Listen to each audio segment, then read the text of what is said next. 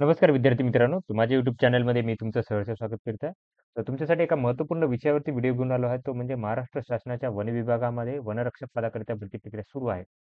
तर त्याच्यामध्ये नागपूर या वनवृत्ताचा निकाल कधी लागणार आहे, त्याच्या संदर्भात विद्यार्थी मला फोन करत आहेत, मेसेज करत आहेत, वेगवेगळ्या ठिकाणी Telegramवरती वेगवेगळ्या ठिकाणी काय करतात, फोन करून मेसेज करून विचारत आहे.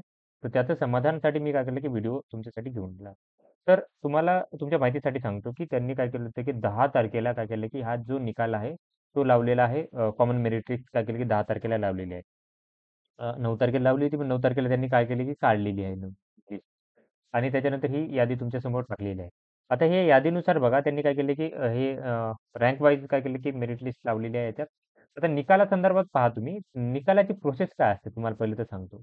निकालाच्या वेळेस काय करतात, सगळ्यात पहिलं बाकीच्या विभागानुसार की काय करतात तुम्हाला आता ह्या लिस्टवरती कोणाकोणाला कसं असतं हे वेळ असेल सपोज ही कुठली जे काही विद्यार्थ्यांची वेळ दिलेली आहे.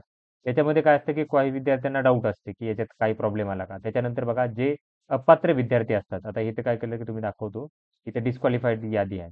त्या डिस्क्वालिफाईड विद्यार्थ्यांची यादी यांच्यावरती काय करायचं की विद्यार्थ्यांना काय करायचं ऑब्जेक्शन असतं. सपोज काय केलं की त्या विद्यार्थ्यांना प्रॉब्लेम असतात याच्यामध्ये. ठीक आहे. तर याच्यामध्ये तुम्हाला जर सपोज काही प्रॉब्लेम असेल तर या करतात, की यासाठी काय करतात, की विद्यार्थी काय करतात, तिथे जातात ऑफिसला किंवा काय करतात, की मेल करून याला काय काय करतात, की सांगतात. सपोज आता एखादा विद्यार्थी आहे, ही विद्यार्थिनी आहे, हे आहे सपोज.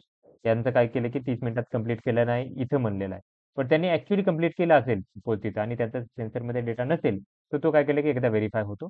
त्याच्यानंतर ना दुसरी गोष्ट अशी आहे, कारण बघा हे असं मी सांगत नाही. इथे बघा तुम्ही आता याची ठाण्याची यादी दाखवतो तुम्हाला ठाण्याची. ठाण्याची यादी कुठे गेली? इथे आहे ठाण्याची यादी. ओके. तर ठाण्याच्या यादीनुसार बघू शकता, की इथे बघा, यांनी काय केलं होतं, की लिस्ट लावल्यानंतर आता ही लिस्ट कधी 7 तारखेला लावली आणि काय केलं, की 11 तारखेपर्यंत यांनी काय केलं होतं, की तुम्हाला ईमेल किंवा प्रत्यक्ष किंवा पोस्टाने जसं वाटेल तसं तुम्हाला काय करायचं, की ऑब्जेक्शनसाठी त्यांनी काय केलं होतं, की यांना मेल आयडी यांनी दिले होते. तर ती एक प्रोसेस आहे, लक्षात ठेवा एक प्रोसेस असते आणि याच्यानुसार काय केलं, की चेक केलं जातं. चेक केलं जातं. आता हे मी का सांगत आहे, का इथे का चुका असतात सांगतो. कारण बघा, की तुम्ही कोल्हापूरची यादी पहा. कोल्हापूरची यादी सिलेक्शन लिस्ट सांगतो मी. ओके. कोल्हापूरची यादी दाखवतो तुम्हाला हां, इथे. तर याच्यामध्ये काय झालं होतं, या यादीमध्ये ही काय केलं होतं, की 2 विद्यार्थिनी अशा होत्या, की त्यांना काय केलं होतं, की नॉट क्वालिफाईड म्हणजे डिस्क्वालिफाईडच्या यादीमध्ये टाकलं होतं. या विद्यार्थिनीचा प्रॉब्लेम काय होता, की यांना फिनिश पॉइंटची वेळ झाली, नोंद झाली नव्हती. लक्षात घ्या. तर हे उमेदवार काय केलं होतं, की अपात्र यादीत टाकले होते. तर या विद्यार्थिनीने काय केलं, की तिथे जाऊन कंप्लेंट केली आणि त्याच्यानंतरनं 2 विद्यार्थिनीने असं काय केलं, की खात्री केली त्यांनी, सीसीटीव्ही चेक केले आणि त्याच्यानंतर त्या उमेदवाराला काय केलं, की लिस्टमध्ये टाकले ह्या 2 विद्यार्थिनीला आणि ह्या विद्यार्थी सिलेक्ट झाल्या. लक्षात घ्या, या विद्यार्थी काय केले, की सिलेक्ट झाले. म्हणजे असं होतं, ज्या विद्यार्थ्यांनी सिलेक्ट होतात त्यांचंही डिस्क्वालिफाईडमध्ये जाऊ शकते. हे कारण का इलेक्ट्रॉनिक सिस्टम आहे. तिथे करणारे 10च लोकं काम करणारे आहेत. ओके. आता ते काय प्रत्येकाचा नसते कारण 800-800 विद्यार्थी एकदम धावायला करतात. विद्यार्थ्यांना जास्त माहिती असतं त्यांच्यापेक्षा जास्त. तर तुम्हाला कॉन्फिडन्स असेल तर ते विद्यार्थी काय करतात, की याच्यावरती हे करतात, ऑब्जेक्शन घेतात आणि त्याच्यानंतरनं ते काय करतात त्याच्यावरती सीसीटीव्ही चेक कर किंवा त्याच्यानंतरनं तुमचं हे चेक करतात. सगळ्या जे काही गोष्टी असतील ते काय करतील, की चेक करतील याच्यामध्ये. लक्षात घ्या, हे करतील चेक करतील आणि त्याच्यानंतर ही यादी लावेल. आता बघा हे लागलेले आहे 10 तारखेला आहे. 10 तारखेला यादी लागलेली आहे संडेला. 1-2 दिवस झाले, आता तिसरा दिवस आहे.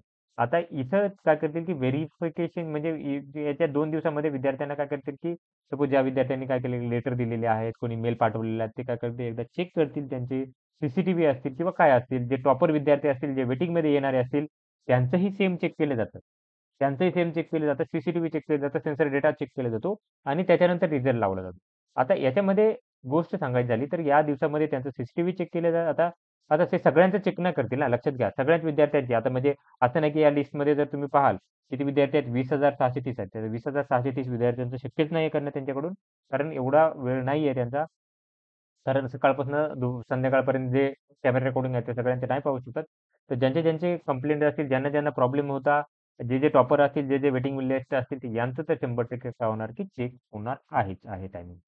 ओके. या गोष्टी चेक होऊनच तुमची यादी लागेल आणि त्याच्यानंतर सांगायची गोष्ट झाली तर, की ह्या यादीमध्ये काय करणार की तुमची आता खूप विद्यार्थ्यांना प्रॉब्लेम असा वाटत आहे, की आपलं जे सिलेक्शन आहे, ते नियुक्ती जी आहे ती काय करेल, की याच्या पहिले आचारसंहितेच्या पहिले लागेल का? नक्कीच लागणार आहे तुमची आचारसंहितेच्या पहिले तुमची काय होणार, की सिलेक्शन लागणार आहे. आता तुम्हाला दाखवतो. खूप सारे विद्यार्थी काय करतात, की न्यूज चॅनल वगैरे बघत राहतात. न्यूज चॅनल काय करत राहते तुम्हाला सांगतो, की दर 2 दिवसाला काय करते, की आचारसंहिता कधी आहे, आचारसंहिता कधी आहे. त्यांना काही नसतं माहिती. फक्त काय करत राहतात, की स्वतःच्या मनाने या आठवड्यात नाही झालं, तर पुढच्या आठवड्याचं सांगत बसतील. या तारखेला लागेल, या तारखेला. कधी ना कधी त्यांच्या म्हणण्यानुसार लागणारच आहे. बट तुम्हाला जर बघायचं असेल, तर काय करा, ई-सी-आयची वेबसाईट आहे. ई-सी-आयची वेबसाईट आहे, इलेक्शन कमिशन ऑफ इंडिया.